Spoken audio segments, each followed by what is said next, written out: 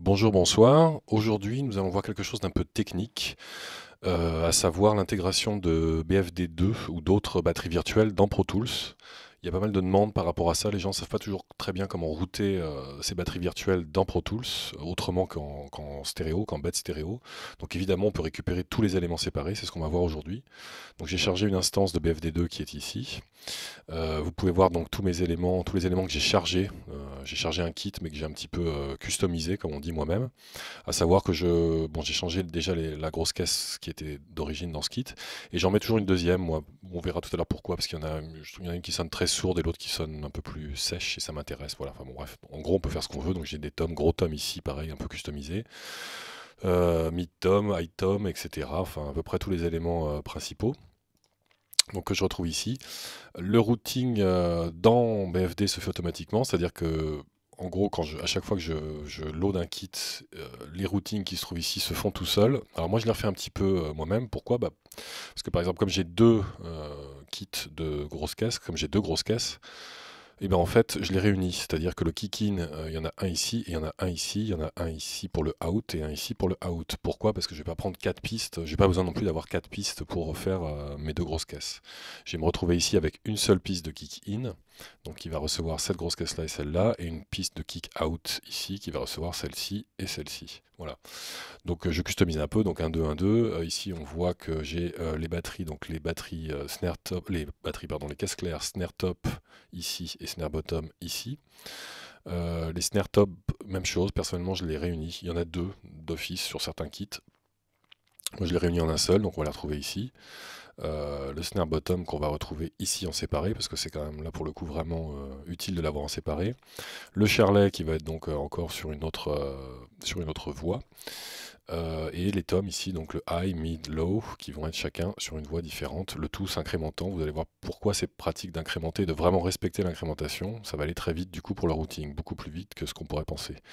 J'ai évidemment une ride ici, pareil, qui est donc en Channel 9, 10 pour la cymbale, 11 pour la crash, et j'ai personnellement ajouté des percus. Voilà, bon ça c'est un choix très personnel sur ce kit-là. Et vous voyez ici bon, bah, les éternels overhead, room, ambiance. Il y a un réglage ici de volume qui m'est très particulier, qui m'est très personnel. C'est que moi je trouve que c'est toujours beaucoup trop large, tout ce qui est beaucoup trop large et beaucoup trop présent. Tout ce qui est des overheads, des rooms et des ambiances dans BFD. Moi j'aime bien les sons un peu secs. Donc je pré-baisse, si je puis dire, voilà, les overheads, les rooms et les ambiances qu'on retrouvera donc dans Pro Tools ici, ici et ici. Donc j'ai déjà créé les pistes parce que ça aurait été très long de les nommer sinon et ça aurait été un peu ennuyeux. Donc évidemment overhead, rooms et ambiance c'est de la stéréo, donc j'ai trois pistes stéréo et pour le reste ce sont des pistes mono, il n'y a aucune raison de faire de la stéréo pour ça puisque j'ai les éléments séparés donc c'est de la mono. Donc la façon la plus rapide et la plus simple de faire c'est tout simplement de reprendre tous ces éléments. Donc on peut commencer par exemple par les stéréos qui sont ici, donc nos trois overhead, room et ambiance qui sont donc en stéréo 2, stéréo 3, stéréo 4. Alors pourquoi stéréo 2? Parce qu'il n'y a pas de stéréo 1, tout simplement, c'est réservé à la piste, à la voix master. Donc je vais faire overhead, room, ambiance, stéréo 2, stéréo 3, stéréo 4. Comment je fais pour faire ça d'un coup? Et bien très simplement en fait, je vais sélectionner mes trois pistes ici et je vais faire un raccourci qui est Shift, Alt et Commande ou Pomme Shift Alt et qui va me permettre de faire mon routing de manière en incrémentant les entrées, c'est-à-dire que voilà, je vais aller ici, je vais choisir Plugin. Le stéréo 2, il est ici, S02, et vous allez voir que ça va faire S02, S03, S04 automatiquement. Voilà, 2, 3, 4. J'ai donc mes trois stéréos qui sont assignés en entrée, je n'ai plus qu'à les assigner en sortie.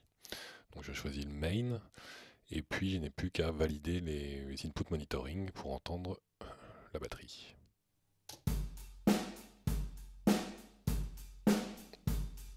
Bon voilà, le routing est donc fait pour mes trois stéréos ici. J'ai plus qu'à sélectionner maintenant tous les monos. Et de la même manière, avec le Shift Alt commande, je vais aller chercher le premier mono, voilà, qui va être donc le mono 1, M01 ici. Et je vais tout simplement valider. Et logiquement, si tout se passe bien, voilà, j'ai 1, 2, 3, 4, 5, 6, 7, 8, 9, 10, 11, 12. On peut écouter aussi. Je vais les mettre en input. Oui, j'ai pas les sorties. Exact. Voilà.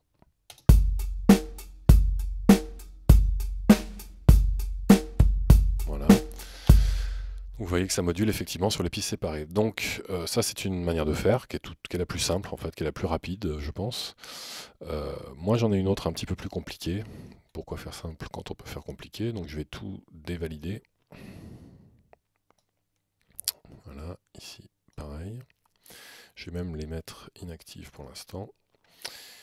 Et je vais réafficher des pistes auxiliaires, voilà, que j'avais déjà créées aussi, évidemment, pareil, hein, pour des raisons de rapidité, elles sont déjà nommées. Je peux même mettre une couleur un peu différente pour qu'on s'y retrouve par rapport à BFD qui est là. Et donc, bah, je vais faire tout simplement la même chose. Alors, la même chose, c'est-à-dire pour les entrées BFD. Donc, je vais aller chercher ici mes 3 stéréos. Je vous remontre, donc toujours Shift, Alt, Commande. Je choisis le 2, ça me fait les autres.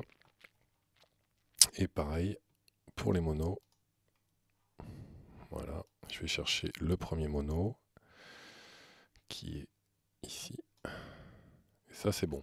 Alors pourquoi je passe par des auxiliaires en fait? Parce que là ça me permet d'une part donc, déjà de faire ça. Je peux choisir la sortie principale et donc là logiquement voilà. Je peux écouter BFD très rapidement. Je peux également, l'intérêt c'est que si malgré que j'ai fait des réglages dans BFD, j'ai envie un petit peu à l'écoute, en tout cas pour des raisons X ou Y, parce que je suis en train d'enregistrer un autre instrument, parce que je veux faire écouter quelque chose à un client ou autre, j'ai envie de baisser un volume quelconque ici, j'ai pas forcément envie que ce volume influe sur ce que je vais enregistrer finalement en audio, c'est-à-dire que je peux avoir envie d'enregistrer à plat, sans que ces volumes soient pris en compte. Et c'est pour ça que moi je reste effectivement en main ici, et en fait je vais passer par des send pour envoyer tout ce qui est là vers les pistes, sans que les volumes soient pris en compte. Comment je fais ça? C'est très simple. Je vais prendre tout simplement donc des send et je vais faire des routings de la même manière. Je vais faire un routing automatique qui va se faire tout seul, ça va me faire gagner énormément de temps. Vous voyez qu'ici j'ai tous les bus qui ne sont pas nommés, mais c'est fait exprès. Donc 1, 2, 3, 4, 5, 6, 7, 8, ainsi de suite. Voilà, je vais prendre ici le bus 1, 2 par exemple. Toujours en respectant mon raccourci de Shift Alt Pomme. Voilà, je vais chercher le 1, 2. Voilà, il m'a fait 1, 2, 3, 4, 5, 6. Maintenant, je vais faire la même chose ici pour les pistes mono. Et donc, pour avoir une incrémentation en piste, pas en piste, en bus mono, pardon, je vais aller chercher le premier bus mono disponible, qui est le bus 7 ici, puisqu'il n'est pas en jaune, il est disponible. Voilà, et toujours le même raccourci. Et voilà, 7, 8, 9, 10, 11, 12, 13, 14, etc. Et on doit arriver vers les 16 ou voilà, 18. Et ce que je vais faire pour toutes ces pistes, c'est que je vais les mettre en pré. Donc je vais, là en l'occurrence, je les ai toutes sélectionnées. Normalement, si je fais Alt Shift et que je clique sur pré, ça devrait s'appliquer voilà, à toutes les pistes. Même chose pour mettre à 0. Voilà, ça c'est fait pour toutes les pistes. Donc si je fais Alt Shift avec les pistes sélectionnées, je pense que tout le monde connaît ce raccourci. Donc voilà, là l'intérêt en fait c'est quoi? C'est que je pourrais tout à fait toucher complètement mes volumes ici, faire n'importe quoi, les changer juste pour l'écoute comme ça, pour tester des choses ou pour faire écouter quelque chose à un client, encore une fois.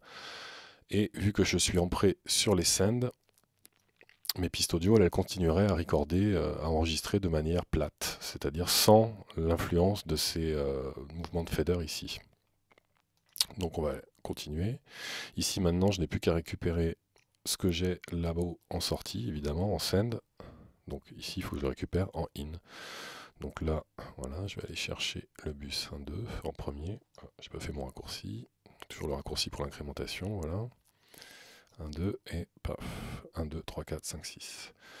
Je descends et je vais faire la même chose pour les monos. Voilà. Et je vais donc choisir le premier mono qui, de mémoire, je ne sais plus, c'était le 7. Voilà, de toute façon, ça nous l'indique. Il est là. Voilà. Et donc maintenant, j'ai ma batterie évidemment qui module ici. Donc à partir du moment où je veux enregistrer, pardon, je vais juste en fait muter tout ce monde là pour ne pas entendre le signal en double. Et je vais mettre Voilà, il faut évidemment que j'effectue la sortie. Voilà, je mets tout le monde en input, voire même en recording si je suis prêt. Alors évidemment, je suis pas obligé d'armer toutes les pistes parce que toutes les pistes ne vont pas enregistrer, mais enfin là c'est pour l'exercice. Et donc, je lance le record.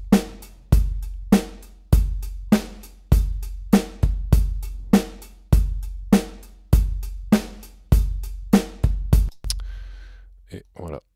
Donc j'ai bien enregistré ma batterie. Donc ce que je vous disais, effectivement, ces pistes-là n'étaient pas indispensables puisqu'il n'y a rien dessus dans ce que je fais jouer par la batterie. Mais bon, c'est anecdotique. Donc voilà, deux manières de faire, une plus simple, une un peu plus compliquée. L'intérêt de la seconde, donc je vous l'ai dit, c'est surtout de pouvoir écouter rapidement sans forcément mettre les pistes en input monitoring, puisqu'on entend tout ici à partir du moment où on enlève le mute. Là évidemment, ça double puisque ça joue avec les pistes que je viens d'enregistrer ici, qu'on va muter tout de suite. Voilà. Et l'autre avantage pour moi de cette technique de passer d'abord par des auxiliaires, même si ça paraît un peu compliqué, c'est que j'aurais peut-être envie de corriger des choses avant enregistrement. Il y a peut-être déjà une grosse caisse que je trouve un peu trop grave, et donc je vais pouvoir mettre un equalizer ici, donc évidemment il sera pris en compte à l'enregistrement. Alors évidemment il y a aussi la possibilité de passer par les FX de BFD, puisque depuis un certain temps BFD propose aussi des FX. Mais personnellement, moi je suis pas forcément très fan de ça, parce que je pense que les effets dans BFD sont pas forcément aussi bons que les effets de plugins tierce party dans Pro Tools, donc je préfère encore passer par là. Bon, enfin moi globalement, ça me sert surtout non pas tellement à mettre des effets, parce que j'enregistre peu avec des effets, je préfère le faire après, mais c'est surtout la possibilité de pouvoir baisser des niveaux pour avoir un espèce de preview de ce que ça pourra donner au moment du mixage. Voilà, j'ai parfois envie d'affiner un petit peu mes réglages ici, j'ai pas forcément envie que ça soit enregistré, parce que je peux me tromper, et me rendre compte que je me suis trompé une fois que j'aurai enregistré d'autres instruments comme la basse, la guitare, etc. Donc voilà, c'est à peu près tout pour ça, et j'espère que c'est assez clair.